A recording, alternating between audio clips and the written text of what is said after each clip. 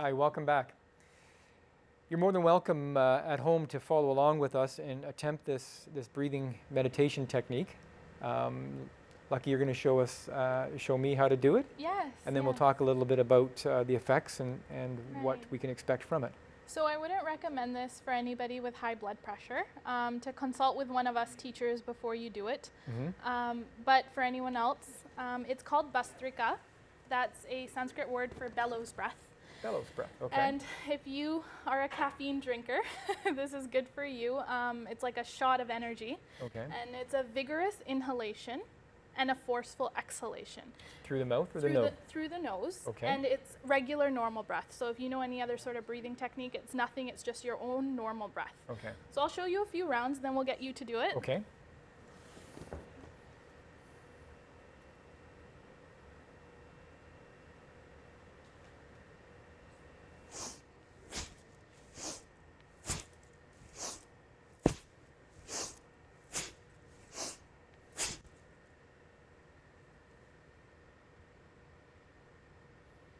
Okay, that is quite a exhalation. Yes, yes. Yeah.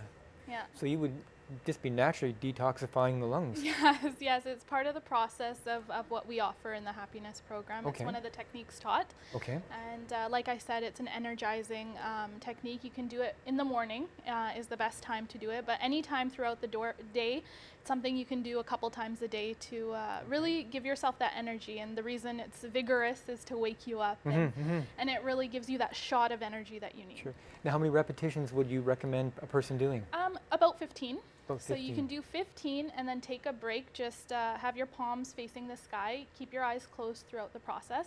And you can do 10 or 15 sets, 3 rounds. 3 rounds. Oh, that would really wake you up. Yeah. So Okay. I'll get you. Let me give this a try. Okay. So yeah, you have your fists, loose fists, and they're by your side here. And you're going to lift them up, open your hands, come down, and close the fists back. So open as you come up, close as you come down. Okay. Inhale as you come up, exhale as you come down. Okay. Okay, so we'll start with our palms on our hands. Oh, Sorry. yes. Yes. So we'll take a transition breath in and let go. We can put our hands in position, loose fists by the side. And inhale, breathe in, down, exhale, up, down, through the mouth. Through the nose. Down. Yes. There you go. And continue. Up, down, and just continue.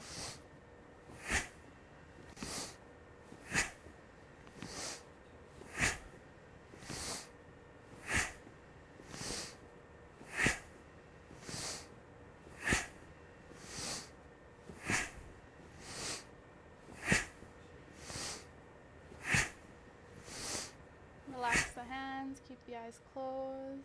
You put your hands on your knees, palms facing the sky.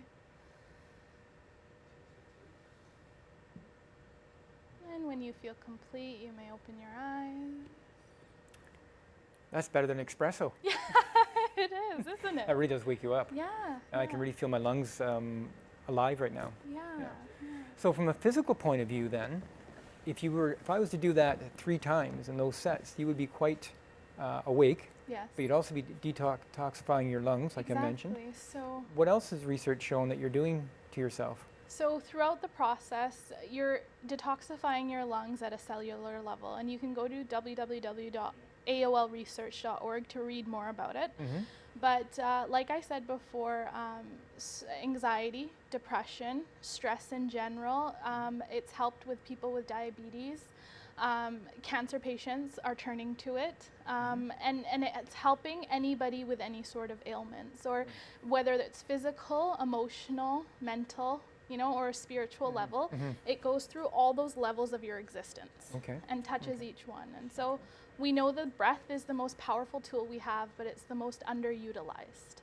It is, isn't it? You watch people, I'll watch people speaking when they come into my office and I'm interviewing them initially, and I'm watching what they're saying and how they're relating it to me, and most people are breathing so shallowly. Yes. They're not breathing from here, and then they wonder why they have high blood pressure, why they have indigestion. Because it's all stuck right here, right? And our emotions tend to be stuck up here too. When we get when we feel like crying or we get choked up, right? So hence the term. So, or anxiety, or so reaches through all those levels. So then this is one part of the happiness program. Yeah, this is just one aspect of it. It's the major center point of the happiness program. Okay. But like I said before, there are various processes that we do, and we guide you through it, and we give you a take-home practice. So by the end of it, you'll have a 30-minute practice to take home and to practice every day.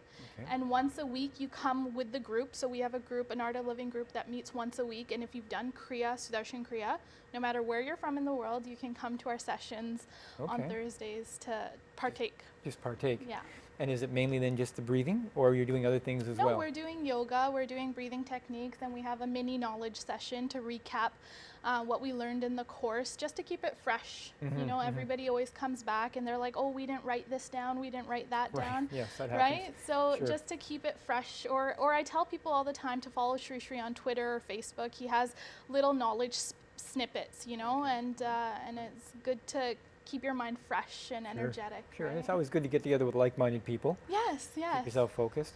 Now, what type of yoga is it you're practicing? It's Hatha yoga. Hatha, so it's a nice middle of the road. Yes, exactly. So anybody who, whether you have health issues, whether you're older or younger, or you don't feel like you're physically flexible or fit enough to do yoga, it taps into everybody's ability to do yoga. Okay. So it's not too extreme for anybody. Right, and these are trained yoga instructors that will be leading the class? Yes, I had to do a 21-day training program at a retreat center, very vigorous, very intense, to be guided through how to teach these programs and what things to look out for. And so we're all trained, yes. Okay. Now, when we were at the break, Lucky was telling me a little bit about your own experience in going to southern India and getting some Ayurvedic treatments. Yes, that's and doing right. yoga. Tell us a little bit about that. So in January, I had a health issue, and I didn't want to go to a regular doctor. And my own GP actually said to me that there's nothing he can do, and I have to sit on whatever's happening. And I felt really helpless, and I wanted to take control of my life. So with the spirituality and yoga, I took responsibility, and Sri Sri has an Ayurvedic hospital in Bangalore, right near his ashram. Excuse me for a moment. Most people won't know what Ayurvedic means, so maybe you can explain a little bit It's what... the science of life. So, and it all roots back to thousands of years ago. All the natural techniques, all the natural ways, using herbs, and it's very trial, true, and tried, right? It's all things that work. And from my own personal experience, I spent 21 days there. I spent 30 days there. Sri Sri happened to be there, so I got to see him every night, meditate with him. But the hospital itself was very clean. It was everything you wouldn't expect. It was very modern, and the doctors there weren't just Ayurvedic doctors. They were actually doctors with their real degrees who practice Ayurvedic before they go to allopathic medicine. Right. So it's a really beautiful combination where it's not like they don't take it seriously, or you feel like it's just, it's all natural, it's like this, it's like that. You have the balance of both. So it was a really beautiful experience, and I'm fine now. So I find the Ayurvedic medicine makes so much sense. I mean, it's thousands of years old. It's the indigenous medicine of India. Yeah. And like we were talking at the break, how it uses spices. Yes. When you eat and how you eat and what time of the year you should be eating, different seasons. Yeah. And then some of these things have been forgotten about in our culture. We just tend to eat everything and anything whenever we want. Yes. So did you find it was worthwhile then from a health point of view?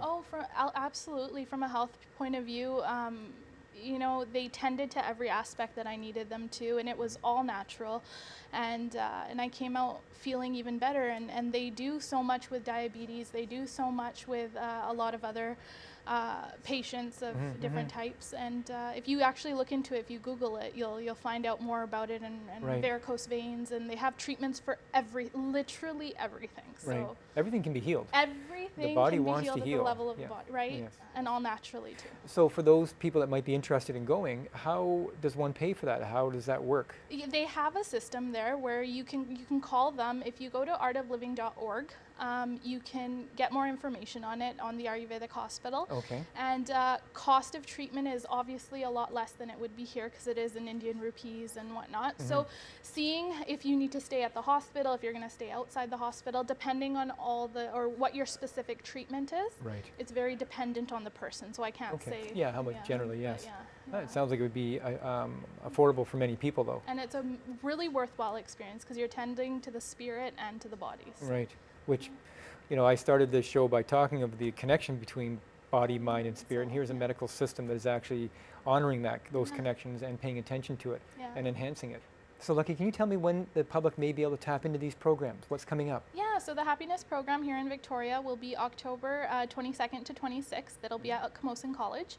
And we have another one coming up in Duncan as well, which will be at the end of September, beginning of October. But for more information, you can go to www.artofliving.org or .ca for more information, where you can register for the courses online as well. Oh, perfect. Yeah.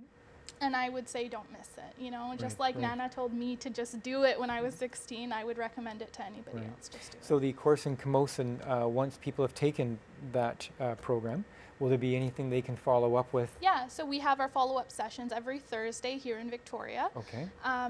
It's an hour and a half, and we meet every week. Where do they meet?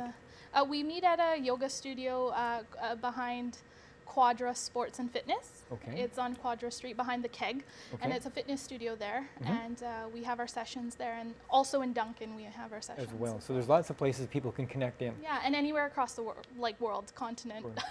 You could travel the world just taking Art of Living programs. Art of Living programs, yeah, that'd be a nice way to do it. Yes. Well, Lucky, thank you very much for coming on to the show. I really appreciate you sharing with us. Yeah. You're welcome. And I'm glad to hear that you got better. Yes. That's always nice to hear that you improved. Yeah. And I can still feel the effects of that breathing. I feel very flushed and wide awake. So you will for a while. Yeah, thank you for that. Yeah. So thank you once again for watching Choices. Thank you, and on behalf of the crew here at Choices, we wish you a good evening, a good day, whatever time of the day it is you're watching the show, and we also wish you health and choices in your healthcare. Thank you for watching. Thanks again, Lucky. Thanks so much. You're welcome.